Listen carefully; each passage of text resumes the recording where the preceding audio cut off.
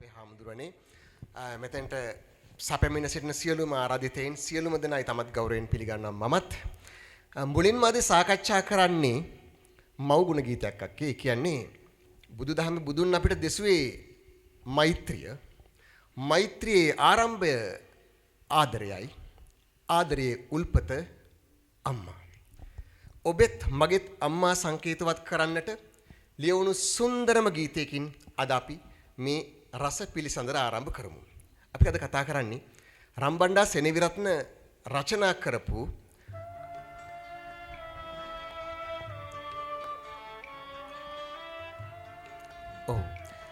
දැන් මතක ඇති ගීතය ආදරයේ උල්පත වූ සමාවෙන්න දවසක් පැල නැති හේනේ ගීතය. මේ ගීතය කතා කරන්න කලින් අපිට දැනගන්න දෙයක් තියෙනවා. මේ ගීතය රචනා කරපු රම්බණ්ඩා සෙනෙවිරත්න ගැන මම කිව්වේ ඔහු ගැන කියන්නට නෙමෙයි, ඔහුගේ ජීවිතේ පාදක කරගත්තු ලස්සන කතාවක් තමයි මේ දවසක් පැල නැති හේනේ කියන ගීතේ ඔහු ගායනා කරන්නේ, රචනා කරන්නේ. මේ වචන වලින් ගත්තොත් දවසක් පැල නැති හේනේ අකාල මහ වැහි වැස්සා තුරුලේ හංගාගෙනම ඔබ තිමුණා අම්මේ. ධර්මසේන හාමුදුරුවෝ ලියනවා සද්ධර්ම රත්නාවලිය රචනා කරන අපේ හාමුදුරුවනේ පටාචාරා කතාවස්තුවේ මේ පටාචාරාවට දෙවෙනි දරුවා ලැබෙනකොට පළවෙනි දරුවාගේ වයස අවුරුද්දයි. ඇයට දරුවා ලැබෙන්නේ අපට වගේ රෝහලක නෙවෙයි මහ කැලෑවක. ඒ කැලෑවේ දරුවා ලැබෙනකොට මහ වැස්සක්. සැමියත් ළඟ නැහැ දර කපන්න, ලී කපන්න ගිහිල්ලා. උන්වහන්සේ රචනා කරනවා දෙදනත් දෙවැලමිටත් බිම හොවාගෙන ආරුක්කුවක් වගේ නැවිලා තමයි අවුරුද්දක දරුවටත් මේ බිහිවන දරුවටත් ඇය ආරක්ෂාව සලසන්නේ. ඒ තමයි අම්මා. ඒ අම්මා ගැනයි අද පළවෙනි ගීතය. වචන ඇතුළට ගියොත් ලස්සන කතාවක් කියනවා. දවසක් පැල නැති හේනේ අකාල මහ වෙයි වැස්සා. දවසක් පැල නැති හේන මේක ලියනකොට මොහුගේ උපන් ගම, ඒ කියන්නේ නුවර කලාවියට සම්බන්ධයි. මේක නුවර කලාවිය කියලා කියන්නේ අනුරාධපුරයේ පදවිය වැවත් කලාවැවත්, ඒ වගේම අනුරාධපුරයේ තියෙන නුවර වැවත් කියන වැව් තුනට අයිති වන පෝෂක ප්‍රදේශය තමයි නුවර කලාවිය කියලා කියන්නේ. නුවර කලාවිය මිනිසුන්ගේ තිබිච්චි ප්‍රධානම ජීවනෝපාය තමයි හේන් ගොවිතැන. ඔබ දන්නවා ඇති එක හේනක් අවුරුදු 2ක් 3ක් වගා කරනකොට નિසරු වෙනකොට මෙයාලා අලුත් හේනකට යනවා. හැබැයි පරණ හේනත් එක්ක තාමත් ගනුදෙනු තියෙනවා. ඔය පරණ හේනට ඉන්නේ ඒකේ අලයක් මිරිස් කරලක් තාම ඉතුරුලා තියෙන හින්දා. හැබැයි ඔකේ පැලක් නැහැ. මොකද පරණ පැලේ ශක්තිවස් කොටස් අරගෙන තමයි අලුත් පැල හදන්නේ. ඔය පරණ හේනට ගියාට පස්සේ එකයි දවසක් පැල නැති හේන කියන්නේ පරණ හේනට ගියාට පස්සේ. මොකද උනේ අකාල මහ වැහි වැස්සා. බලාපොරොත්තු වෙච්ච නැති මහා මේඝයක් කඩාගෙන වැටුණා. අම්මා මොකද කරේ? තුරුලේ හංගාගෙනම ඔබ තිමුණා අම්මේ. පායනතුරු එක් හිටි පියවර හිටියා ඔබ අම්මේ. අර පටාචාරාව තමන්ගේ දරුවා රැක්කා වගේම මේ අම්මත් තමන්ගේ දරුවා රැක්කා. මේ දරුවා හැදිලා ලොකු වෙලා කොළඹ රස්සාවකට යනවා.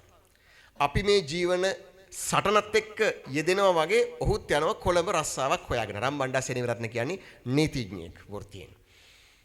ඊට පස්සේ ඔහු කියනවා ඔහුගේ වර්තමාන ජීවන කතාව ඔබටත් අපිටත් වළංගුයි. අපේ හාමුදුරුවන්ට හැර. නුවර වීදි යට කරගෙන නින්දා වැහි වැගිරුණුදා බිරිඳකගේ සෙනෙහි ගියා යෝධ ඇලේ නැම්මේ. නින්දාව කියන්නේ අටලෝ දහමෙන් එකක් අපේ හාමුදුරුවනේ.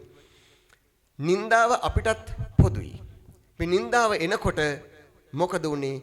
බිරිඳකගේ සෙනෙහි ගියා යෝධ ඇලේ නැම්මේ.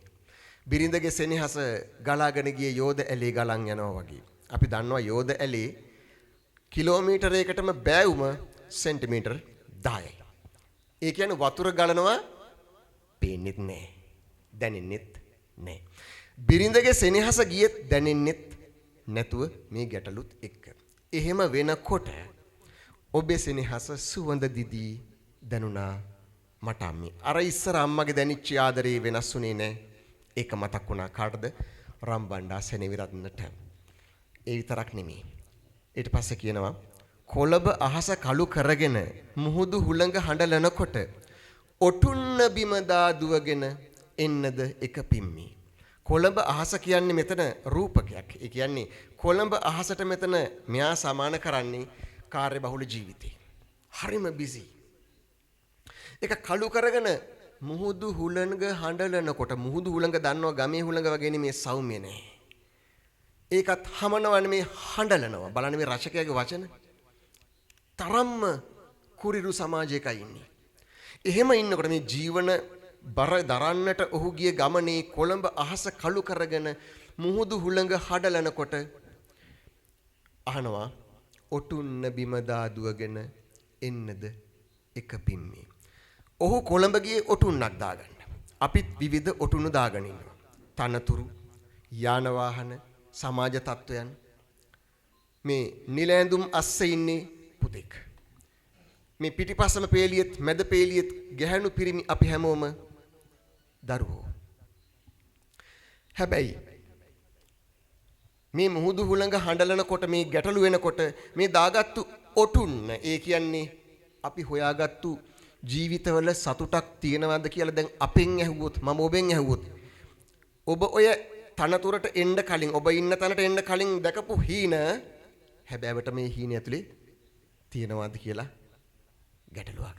ඉතින් ඒ ඔටුන්න මට එපා.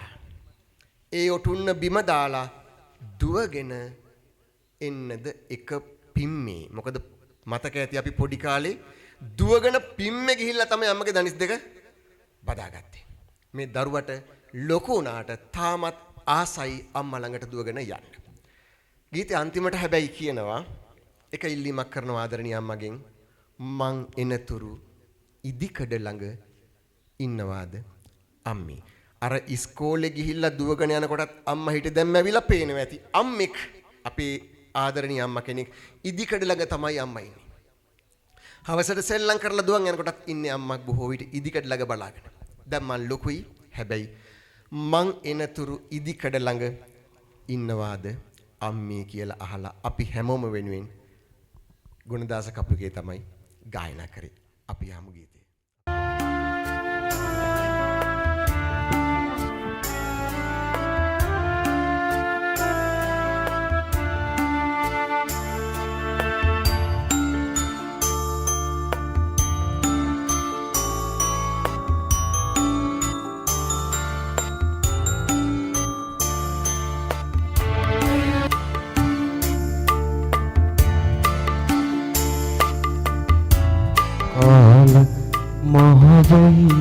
මහවැස්සා තුරුලේ අංගාගෙන මා ඔබ තෙමුණා අම්මේ පායන තුරු හිටි පියවර හිටියා ඔබ අම්මේ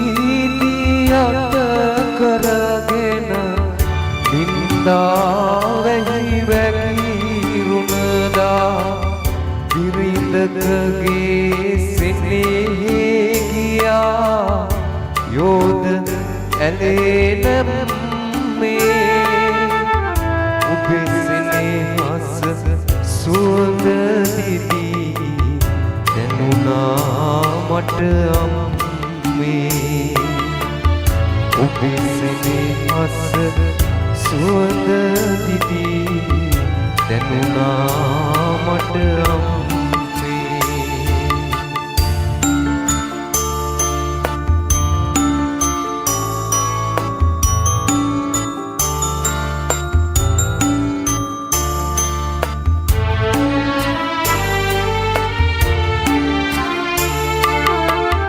කොළඹ අහස කළු කරගෙන මුහුදු හුළඟ අඬලන කොට ඔටුන්න බිම දාදුවගෙන ඉන්නද එක පිම්මේ මං එන තුරු ඉතිකඩ ළඟ ඉන්නවාද අම්මේ මං එන තුරු ඉතිකඩ ළඟ ඉන්නවාද අම්මේ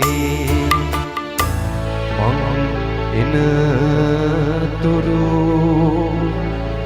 ඉතිකඩ ළඟ ඉන්නවා